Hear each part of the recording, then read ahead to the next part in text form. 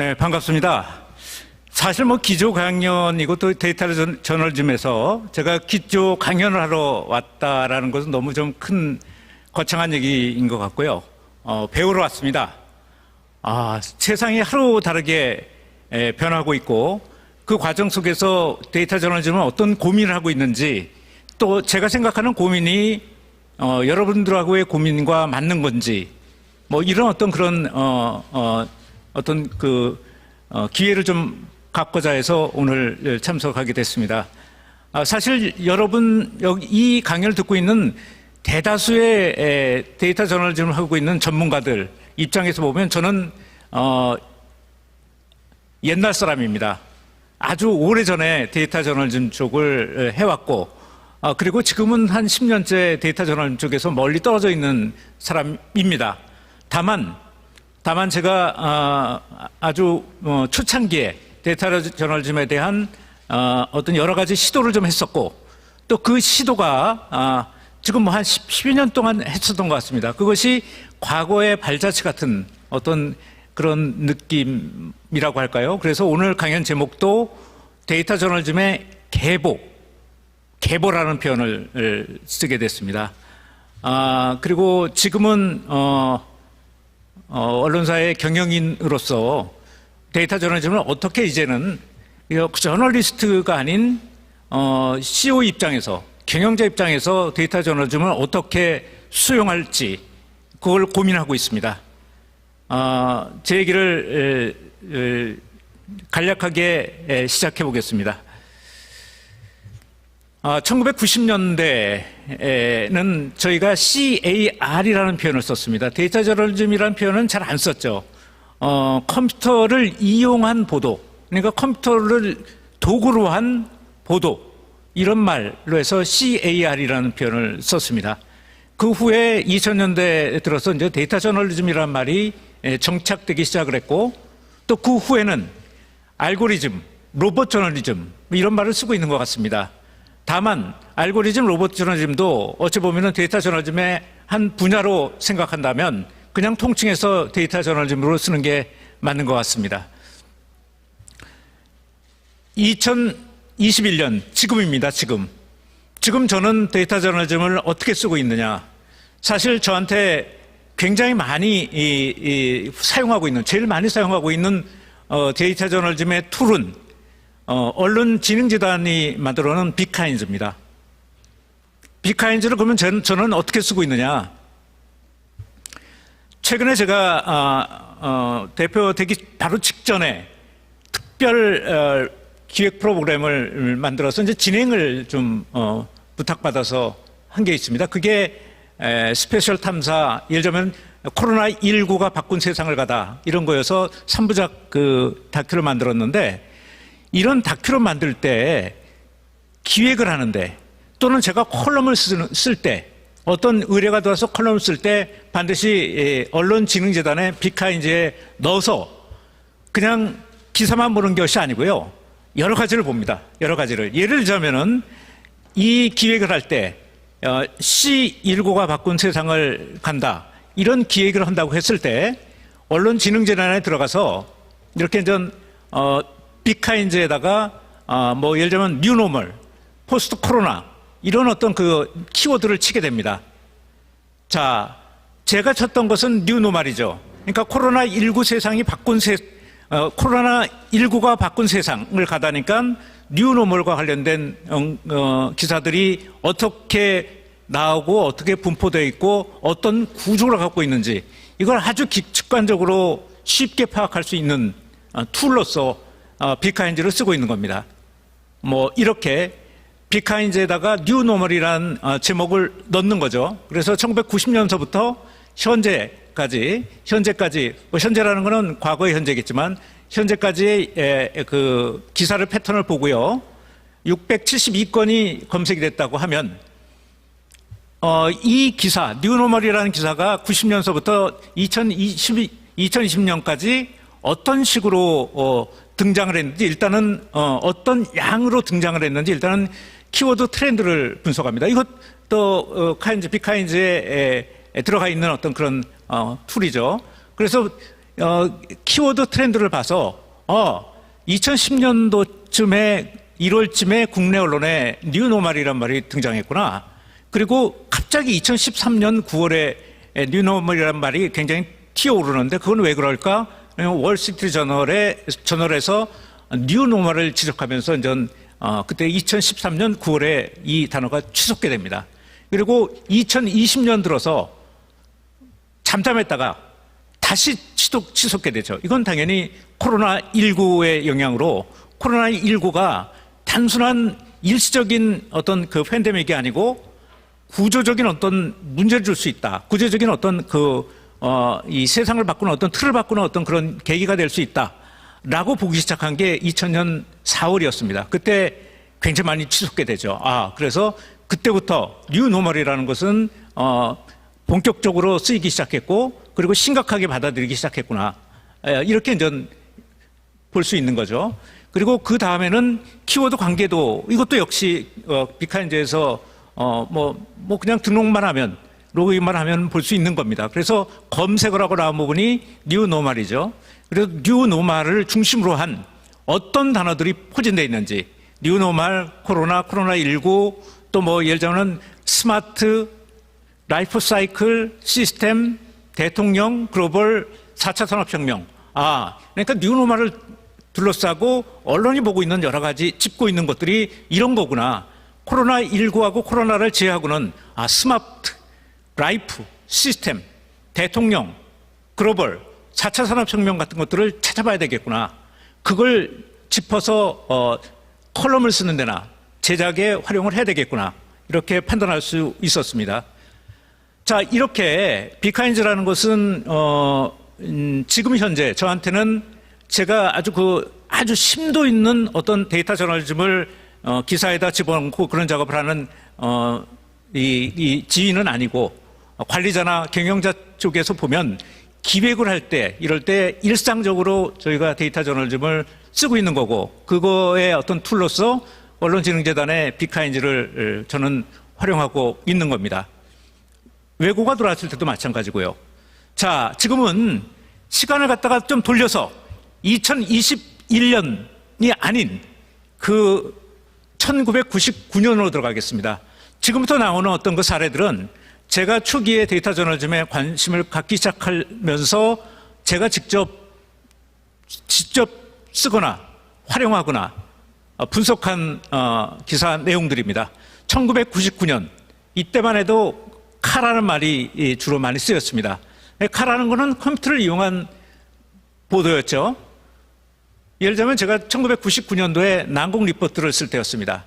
랑공 리포트 쓸 때 데이터를 다 모아서 그러니까 설문조사한 거라든가 또는 그 외의 자료들을 모아서 엑셀 같은 거나 또는 컴퓨터 같은 다른 어떤 그 통계 프로그램 같은 데다 집어넣어서 기사를 작성했습니다. 이렇게 보는 것처럼요. 자, 그때는 사실은 컴퓨터를 이용한 보도라는 말이 적합했겠고 1999년대, 그러니까 아까도 얘기했지만 1990년대까지는 카라는 말이 유행을 했고 저도 그때 이 툴을 썼던 겁니다. 자, 이게 그때 당시에 보도했던 내용들을 좀 보여드리고 있습니다. 엑셀을 이용을 했죠. 자, 2004년 정도 들어왔을 때 GIS라는 말이 나오기 시작했습니다. 지리 정보 시스템을 이용한 보도, GIS 보도였는데 이 역시 이제 미국에 제가 탐사보도 컨퍼런스에 갔다 왔다가 거기에서 갖고 온 영문으로 된 책자가 있었는데 그 책자를 보고 GIS를 이용한 보도를 한번 해야 되겠다. 근데 심각한 보도는 아니었습니다. 좀 한번 해보는데 의미가 있는 어떤 그런 보도였는데 2004년도에 GIS 책을 탐독을 해서 GIS 보도라는 게 이렇게 5가지 단계를 가지고 하는 거구나라는 걸 독학을 한 다음에 그러니까 소프트웨어 회사를 찾아가서 GIS 보도를 한번 시도를 해봤습니다. 물론 지금 여러분들이 하고 있는 수준 높은 GIS 보도는 전혀 아닙니다. 다만 2004년도에 첫 GIS 보도라는 데 의미가 있다고 보시면 될 겁니다. 이렇게 5가지 단계를 해서 서울 열대야를 분석을 했었습니다. 이게 2004년도 8월 9일 날 중앙일보 1면에 나온 기사입니다. 그래서 서울 안에서 영등포가 초열대야를 보이고 있는 반면에 도봉이나 구로는 사실은 좀 서늘함하고 견딜만하다라는 어떤 그런 기사를 쓰게 됐는데, 이것은 뭐냐면은 지리 정보, 어떤 지역의 지리 정보, 예를 들면 그 산림이라든가 면적이라든가 또는 인구라든가 또는 콘크리트 피복률이라든가 이런 것들의 지리 정보와 기상청이 갖고 있는 기상 정보를 결합을 시켜서 사실은 보도를 한 겁니다. 그래서 당연히 밑바닥 이 도로 같은 것들이나 이런 데 많을수록, 또 녹지가 없을수록 피복률, 콘크리트 피복률이 굉장히 높죠. 건물이 있으면 있을수록, 도로가 많을수록 그런 데서 굉장히 열대야가 나타나기 쉽다라는 어떤 보도를 한 겁니다. 그래서 역시 지금 쓰고 있는 어떤 데이터 저널즘의 초기 버전이 아닌가, 2004년도에 했던 내용입니다. 당시에 실무 분석한 내용들입니다. 당시에는 뭐 사실은 첫 보도였기 때문에 소프트웨어 회사도 잘 몰랐고 저도 잘 몰랐고, 그래서 굉장히 막 그냥 지금 생각해 보면 부끄러울 정도로 실수도 좀 많이 했고요. 또 조금 더 분석해 보고 조금 더 재미있게 할 수도 있었는데, 그때 당시에는 그냥 해보는데 의미를 가졌었던 것 같습니다. 자, 그때 당시에 실무 분석한 내용들입니다. 2005년도였습니다. 당시에 처음으로 학계에서 어떤 거냐면은 소셜 네트워크 분석이라는 게 이제 서서히 머리를 들기 시작할 무렵이었습니다. 그래서 SNA라고 하죠. 이때였는데, 이때 SNA를 이용해서 뭔가 좀 보도를 할 수 있지 않을까라고 생각하고 있을 때였습니다. 우연히 연세대학교의 총장까지 하셨던 김용학 교수님을 뵌 적이 있었습니다. 그분이 이제 학생들을 위해서 대학 교재죠. 대학 교재를 해서 한국의 SNA의 분석 기법 해갖고 1, 2 책을 냈습니다. 물론 이거는 굉장히 이해하기 어려운 책이었어요. 근데 우연히 그분한테서 그 책자를 받고 며칠을 고민했습니다. 이걸 가지고 뭘 할 수 있을까?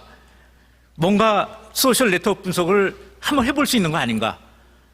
그러다가 저희 중앙일보에 당시에 인물정보 DB가 있었습니다. 굉장히 그 당시에는 정부 DB보다도 훨씬 더 많은 인물 DB를 갖고 있었는데, 이거하고 혹시 SNA 기법을 결합시키면 뭔가 의미 있는 작업을 할 수 있지 않을까라는 생각을 했어요. 그래서 그때 당시에 작업을 통해서 만든 것이 대한민국 파워 엘리트들을 분석한 겁니다. 당시 한 3만 명 정도 되는 파워 엘리트들이 학연, 직연, 혈연 이런 걸로 어떻게 연결되어 있는지를 이제 분석을 해서 이걸 기사화시켰고, 지금 보이는 것은 지금 뭐 절판이 됐을 거라고 보는데, 당시에 냈던 아주 굉장히 두꺼운 책입니다. 당시에 중앙일보 1면에 나왔던 거였죠. 대한민국 파워 엘리트 대분석해서 한국의 파워 엘리트들의 학연으로 봤을 때, 요거는 학연만 본 건데 이것이 이제 저렇게 그림에서 보는 것처럼 해체되고 있다라고 하는 내용이었습니다. 그래서 이 보도를 처음 했는데 이걸 지지해주는 회사의 간부들도 있었고요. 또 상당수의 기자들은 지금은 저런 걸 보는 게 뭐 굉장히 어찌 보면은 그냥 뭐 자연스럽게 받아들일 수 있는 건데, 저 때는만 해도 2005년이었습니다. 16년 전이었죠. 저거를 왜 하냐? 저런 네트워크 분석을 왜 하냐? 그리고 저런 그림을 왜 봐야 되는 거냐? 한참 설명을 해야 됐습니다. 특히 이제 선배들한테서 너 계산 망측한 짓 한 거 아니냐? 물론 선배들 중에서도 그걸 이해해주는 선배들도 꽤 있었습니다. 그렇지만 상당수의 선배들은 저 이상한 짓 했다 너. 당시만 해도 16년 전만 해도 그런 반응을 받았습니다. 당시에 했던 내용들입니다. 자, 나왔던 어떤 그런 과정들이고요.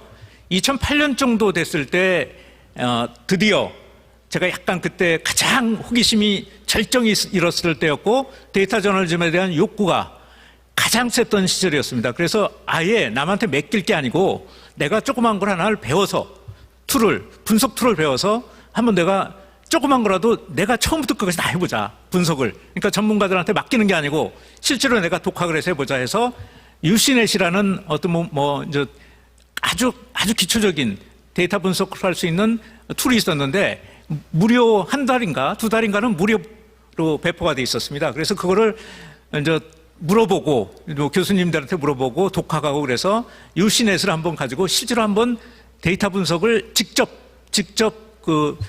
데이터를 입력해서 한번 해보자라는 생각을 갖고 당시 했던 겁니다. 이거는 당시 왜 존경하는 우리 후배 기자가 하나 있었는데 법조 아주 정통한 기자였습니다. 그 기자가 뭘 썼냐면은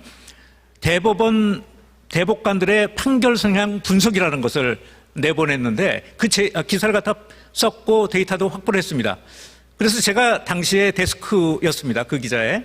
제가 이제 그 기자한테 뭐라고 얘기를 했냐면은 야, 내가 이걸 갖다가 너 기사 쓰는데 내가 이걸 가지고 네가 갖고 온 자료를 가지고 내가 데이터를 입력을 해서 유시넷에다가 입력을 해서 대법관들의 관계도를 한번 만들어서 주겠다. 대신에 하나 조건이 있다. 저 그림의 네트워크 분석 이규현 기자라고 써줘야 된다.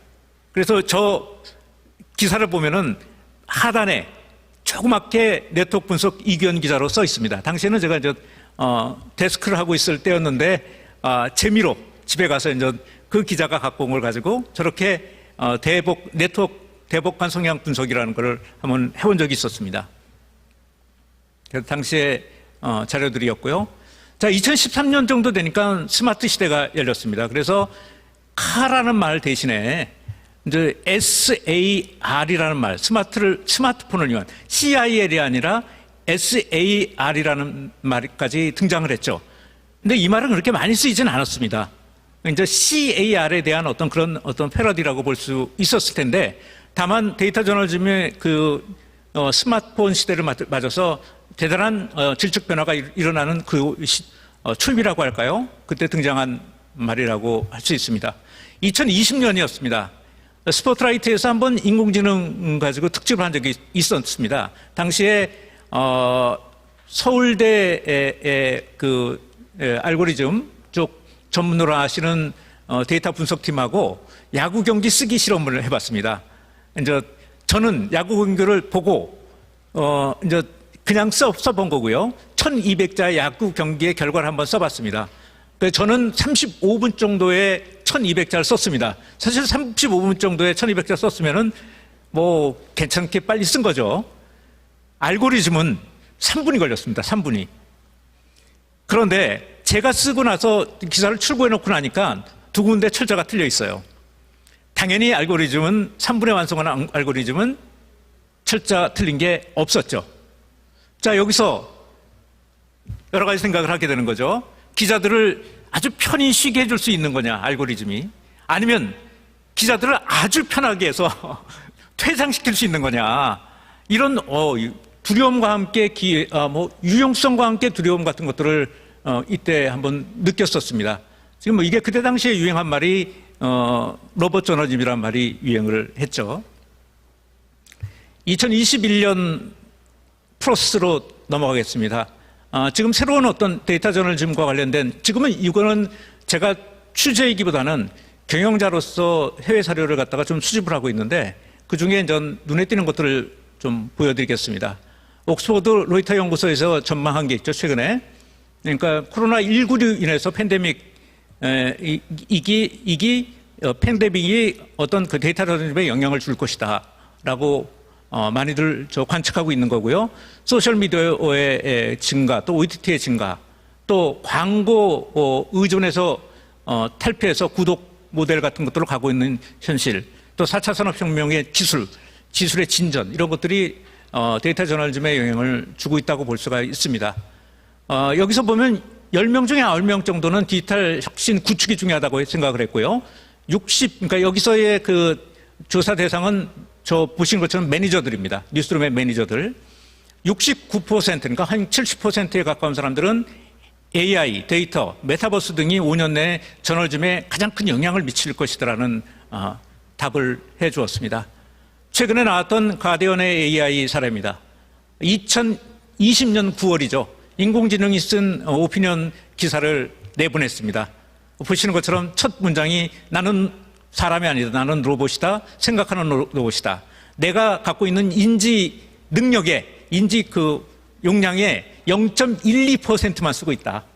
그러면서 이제 알고리즘이 쓴 기사를 내보냈습니다. 또 BBC에서는 AR을 이용해서 다큐멘터리를 만들었어요. 이제 2018년 1시간짜리 다큐멘터리가 만들어졌는데 이것은 BBC가 갖고 있는 어떤 다큐 아카이브의 어떤 인공지능 분석 프로그램을 돌려서 다큐를 만들어냈습니다. 페이스북에서는 메타버스 실험이 계속되고 있죠. 온라인상에서 새로운 세계를 구축하는 메타버스. 그래서 2030년까지 AR이나 그러니까 지금의 인터넷을 대체할 것이다. 이렇게 얘기까지 하고 엄청난 지금 연구비를 개발비를 쏟아붓고 있습니다. 그러면서 페이스북이 정식 제품을 일반에 공개하기 전에 페이스북의 메타버스 하기 전에 기자 간담회도 바로 이 메타버스 워크룸에서 진행을 했습니다. 이거는 넘어가겠습니다. 최근에 데이터 저널리즘을 통해서 분석됐던 K-팝 기사와 관련된 겁니다. 트위터를 분석한 거죠. 자, 시간이 다 됐습니다. 시간을 지켜야죠. 마감을 하려고 하는데요. 이런 것들, 예를 들자면은 알고리즘이라든가 메타버스라든가 빅데이터라든가 이런 것들이 데이터 저널리즘에 지금 기존의 데이터 저널리즘과 어떻게 융합해 나갈지 그것이 굉장히 좀 초미의 관심사고요. 또 저는 저 나름대로 이게 하나의 기사라든가 하나의 기획에 머무는 것이 아니고 광의의 데이터 저널리즘이 한 방송사의 방송을 만드는 어떤 메커니즘 또는 우리 언론의 메커니즘을 바꿀 수도 있지 않을까. 또 그렇게 바꿔나가야지만 데이터 저널리즘의 미래가 있는 것이 아닌가 그런 생각을 하고 있습니다. 30분 맞추겠습니다. 감사합니다. 네, 이규현 대표님 좋은 말씀 감사합니다. 네. 지금 기조 강연 발표를 듣는 동안에 실시간 채팅창을 보니까 지금 한 2여 개 정도의 이제 질문이 지금 올라와 있는데요. 일단 그거 먼저 좀 질문을 드리고요. 또 시간이 좀 남으면은 또 이 발표하신 내용과 관련해서 잠깐 얘기 나누도록 하겠습니다. 지금 들으신 바와 같이 사실 이제 이규현 대표님 하면은 이제 이 시청자분들께서는 시사 프로그램 진행자로 더 좀 익숙하실 것 같고요. 근데 지금 오늘 기조 강연 발표를 들으시면서 90년대 말에서 2000년대를 이제 관통하면서 이 탐사보도 그리고 데이터 저널리즘을 이제 개척하신 그런 분이란 것을 이제 좀 새롭게 하신 분도 있을 것 같습니다. 지금 굉장히 총괄적으로 그동안에 이제 흐름을 이제 쭉 짚어주셨고요. 최근 이제 경향도 좀 소상하게 좀 설명해 주셨습니다. 일단 좀 포괄적인 질문이 2가지가 있는데요. 지금 이 세부적인 이제 사례도 좀 설명해 주셨습니다만, 경험하신 그런 탐사 보도와 데이터 저널리즘 보도 경험 중에서도 특히 기억에 남는 이제 경험이 있으면 좀 꼽아달라는 그런 질문이 있었습니다. 데이터라는 것이 어떤 의미를 갖는 거냐라고 봤을 때 지금 봤던 것 중에서는 이런 것 같습니다. GIS를 이용한 지리정보 시스템을 이용한 보도 같은 경우에는 사실은 그냥 어찌 보면 가벼운 흥미거리, 그러니까 시각적 자료라고 할까요? 그런 것들을 제공하는 정도. 새로운 어떤 처음의 보도라기는 했지만 호기심 보도라고 할 수 있지. 저널리즘의 어떤 기본적인 어떤 새로운 발견한다든가 이런 것들은 아니었던 것 같습니다. 반면에 제가 처음에 했던 난곡 리포트의 자료를 모아서 그걸 분석한 것은 빈곤의 구조라든가 실태 같은 것들이 새로운 것들이 많이 나왔습니다.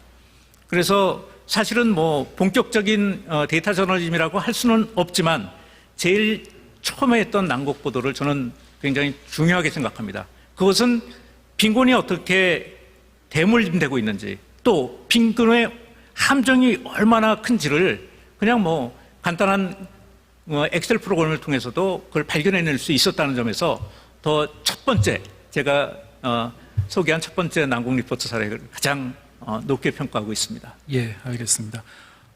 그 다음 질문은 이제 지금 코로나 시대니까요. 네. 코로나 시대와 맞물려서 좀 이런 상황에서 이제 데이터 저널리즘의 가장 큰 논제는 뭐라고 생각하시는지, 예, 뭐 그런 질문이 있었습니다.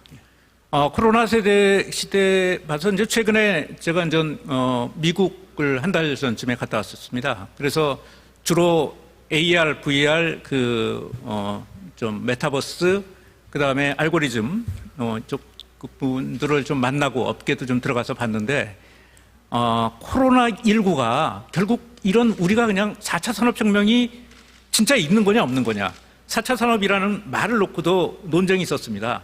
그런데 이제 코로나19는 4차 산업혁명을 가속화시키고 있는 것은 틀림없는 것 같습니다. 그리고 지금은 이제 회의를 갖고 4차 산업혁명이라는 걸 대했던 사람들도 이제는 4차 산업혁명이 우리한테 왔구나. 그리고 그게 코로나19가 그걸 명확하게 해주고 또 가속화시킬 가능성이 저는 있다고 봅니다. 그래서 그렇다면 그 4차 산업의 그 요체는 무엇이냐?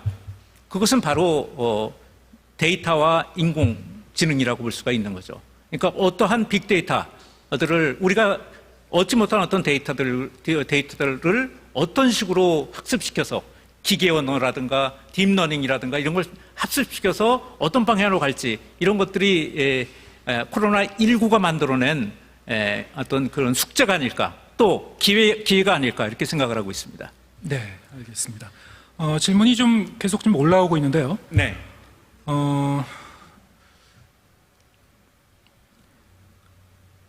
지금 그 데이터 저널리즘이 잘 작동하기 위해서는 기존 뉴스를 이 구성원들이 어떻게 바꿔야 되는지, 그리고 이 뉴스룸 내에 있는 그 인력들이 서로 어떤 협업이 필요한지 궁금하시다는 또 질문이 있었고요. 또 이런 것을 이제 그 가시화시키기 위해서, 실현하기 위해서는 어떤 투자나 의사결정에 어려움이 있고 또 어떻게 해법을 찾아갈 수 있는지, 여기에 대한 어떤 그 질문이 있었습니다. 예. 아마 저 기사에 어떻게 접목시키고 어떻게 작동시키느냐는 제가 대답하기보다는 우리 사회자님이 더 전문가십니다. 그래서 사회자님이 그 답은 드릴 거라고 생각을 하고요. 저는 조금 더 올드한 세대니까. 근데 제가 이제 경영자로서 지금 하는 고민은 데이터 저널리즘이 과연 그러면 우리 JTBC의 미래, JTBC 장래에 어떠한 영향을 줄 것이냐라는 측면에서 이제 고민을 하고 있죠. 그래서 제가 이제 신임 대표가 되고 나서 새로운 어떤 돌파구, 그러니까 디지털의 다음 세대라고 할까요? 뭐 다 디지털 세대지만 결국 디지털의 다음 세대라는 것이 결국은 빅데이터라든가 알고리즘이라든가 이런 데서 실현하지 않을까. 그리고 그것은 단순히 기사 하나나 한 꼭지에서 머물지 않고 언론 전체, 또 언론사, 또 방송사의 자체의 미래에 큰 영향을 줄 거라고 생각을 하고 있어요.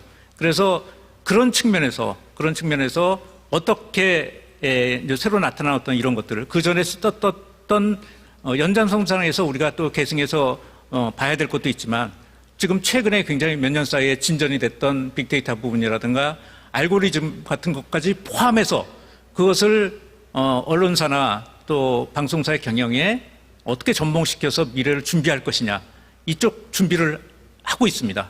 그래서 근데 좀 한계는 있죠. 모든 투자가 마찬가지고 모든 선택이 마찬가지인데 안 하던 것을 하는 것은 두렵습니다. 그리고 거기에 초기 투자를 많이 굉장히 왕창해서 갈 것은 아니더라도 또 초기에 어떤 그런 결과물을, 눈에 띄는 결과물을 만들어내기 위해서 투자가 좀 필요한 거죠. 인력의 투자도 필요하고요. 또 비용의 투자도 필요할 것 같습니다. 지금은 새로운 시대에 맞게 지금 현재 우리 코로나19가 만들어낸 어떤 그런 4차 산업 진전이 만들어놓은 이 데이터 저널리즘의 환경을 새롭게 언론사가 발전하는 계기로 삼는 틀을 사실은 지금 저희 JTBC는 처음으로 만들어가고 있습니다. 네, 지금 그러면 언론사 대표로서 좀 인력 투자 부분에도 이제 잠깐 언급을 하셨는데, 네. 좀 구체적인 뭐 내부 계획이나 이런 걸 좀 계속 세우고 있는 과정이시죠? 예, 그렇습니다. 네. 이제 한꺼번에 많은 인력을 뽑아놔서 뭘 할 수는 없겠죠. 예. 다만 있는 인력에다가 또 새로운 인력들을 충원을 해서 새로운 이 환경에 대응할 수 있는 그런 조직을 좀 구성하고 있습니다. 예, 알겠습니다. 좀 오늘 발표해 주신 내용이 사실은 한 20여 년 전 당시에 이제 실험적인 보도 함께 이제 포괄적으로 말씀해 주셨습니다만 사실은 그 당시의 보도와 지금의 보도를 비교해 봐도 또 변한 부분도 있고요. 또 변하지 않는 그런 속성도 분명히 있을 것 같습니다. 그래서 네. 오늘 좀 들으신 분들 그리고 데이터 기반 그 보도에 관심을 갖고 계시거나 지금 참여하고 계시는 그런 분들이 여러 가지로 좀 도움이 되지 않았을까 그런 생각을 해봤습니다. 네, 오늘 말씀 감사합니다. 감사합니다. 네, 감사합니다. 네.